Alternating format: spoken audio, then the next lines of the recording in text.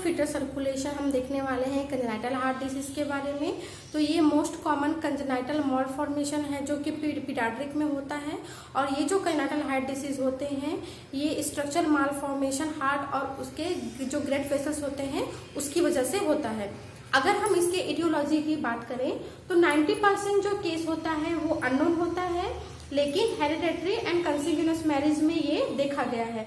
Hereditary means अनुवांशिक and कंसिग्यूनस marriage means जो same relation में मैरिज होता है उसमें ये बीमारियां देखी गई हैं। उसके साथ ही जेनेटिक फैक्टर जैसे कि उसमें टर्नर सिंड्रोम, ट्राइसोमी 21 की वजह से भी ये हो सकता है। और अदर फैक्टर की अगर हम बात करें तो टेरेटोजेनिक इन्फेक्शन जैसे कि रूबेला और टेरेटोजेनिक ड्रग इनटेक की वजह से भी ये हो सकता है। देन अगर ये फर्स्ट ट्राइमेस्टर में मदर अगर अल्कोहल इनटेक करती है या फर्स्ट ट्राइमेस्टर में अगर वो रेडिएशन के एक्सपोजर में आती है तो ये इस समय भी कंजेनाइटल हार्ट डिसीज देखा गया है। उसके साथ ही maternal IDDM, maternal insulin dependent diabetic mellitus और fetal hypoxia and birth asphyxia की वजह से भी ये जो कंजेनाइटल हार्ट डिसीज है ये देखा गया है। उसके बाद हम बात करते हैं टाइप्स ऑफ कंजेनाइटल डिसीज के बारे में। तो कंजेनाइटल डिसीज को 3 भागों में डिवाइड किया गया है। इसके 3 टाइप्स हैं। पहला है एसाइनोटिक कंजेनाइटल हार्ट डिसीज, दूसरा है साइनोटिक कंजेनाइटल हार्ट डिसीज, तीसरा है ऑब्स्ट्रक्टिव लीजन।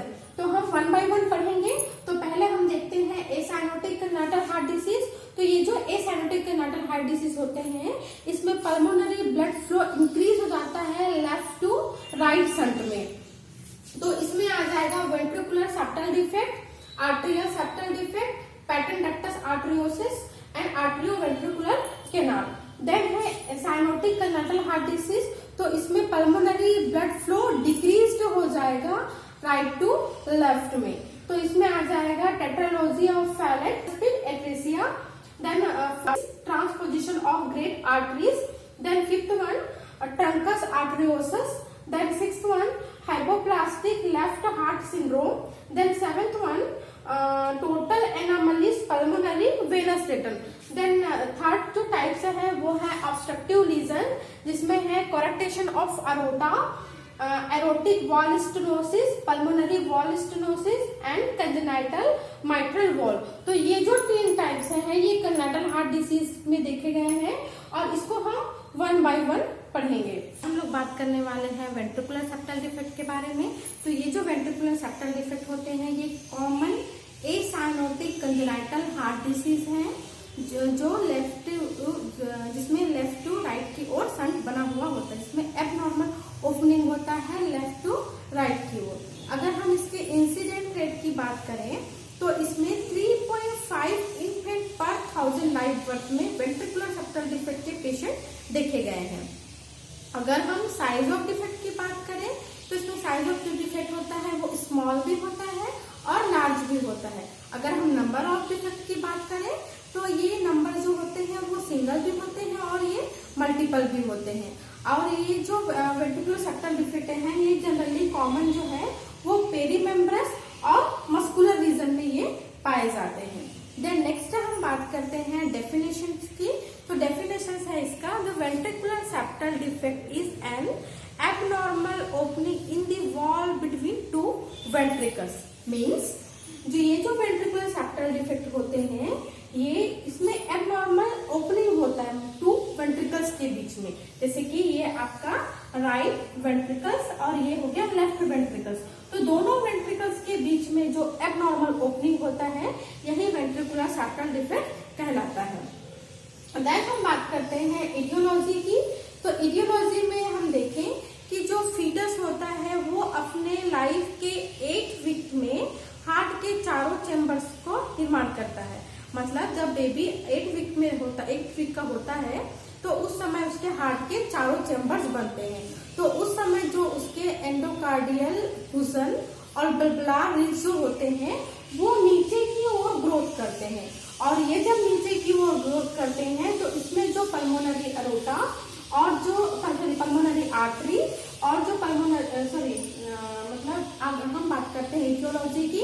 तो ये जो इडियोलॉजी होता है उसमें बेबी जो है मतलब इन्फेंट है वो जब 8 वीक का होता है तो उस समय उसके जो हार्ट की चेम्बर्स हैं वो तैयार होते हैं। तो उस समय जो एंडोकार्डियल कुशन और जो बल्बुलार रिज होते हैं वो नीचे की ओर ग्रोथ करते हैं, और ये जब नीचे की ओर ग्रोथ करते हैं तो पल्मोनरी आर्टरी और अरोटा दोनों सेपरेट होते हैं, और ये जब सेपरेशन में जब ये फेल हो जाते हैं तो ये वेंट्रिकुलर सेप्टल डिफेक्ट को कॉज करते हैं। देन हम आते हैं रिस्क फैक्टर में। तो यहाँ हमने 5 रिस्क फैक्टर देख रहे हैं, जैसे कि पहला है जेनेटिक फैक्टर, दूसरा है रेडिएशन एक्सपोजर, तीसरा है ड्रग इनटेक, चौथा है एंटीनेटल फैक्टर और पांचवा है क्रोमोसोमल डिसऑर्डर। तो अगर हम जेनेटिक फैक्टर की बात करें, मतलब अनुवांशिक कारण की अगर हम बात करें, तो अगर फैमिली मेंबर्स में किसी को हुआ हो तो ये वीएसडी होने के चांसेस होते हैं।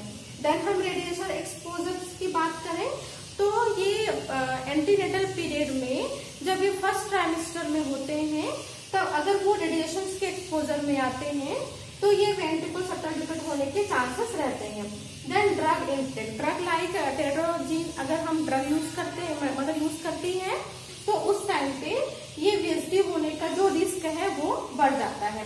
Then antenatal factor, antenatal factor में अगर मदर क्या कर रही है, ये टेट्राजीन अगर उसको डिसीज हुआ हो या फिर अगर वो अल्कोहल इनटेक कर रही है तो उस कंडीशन में भी वेंट्रिकुलर सेप्टल डिफेक्ट होने के चांसेस रहते हैं। देन नेक्स्ट आते हैं हम क्रोमोसोमल डिसऑर्डर में। क्रोमोसोमल डिसऑर्डर में जैसे कि टर्नर सिंड्रोम और ट्राइसोमी 21 डिसीज अगर है तो बेबी को वेंट्रिकुलर सेप्टल डिफेक्ट होने के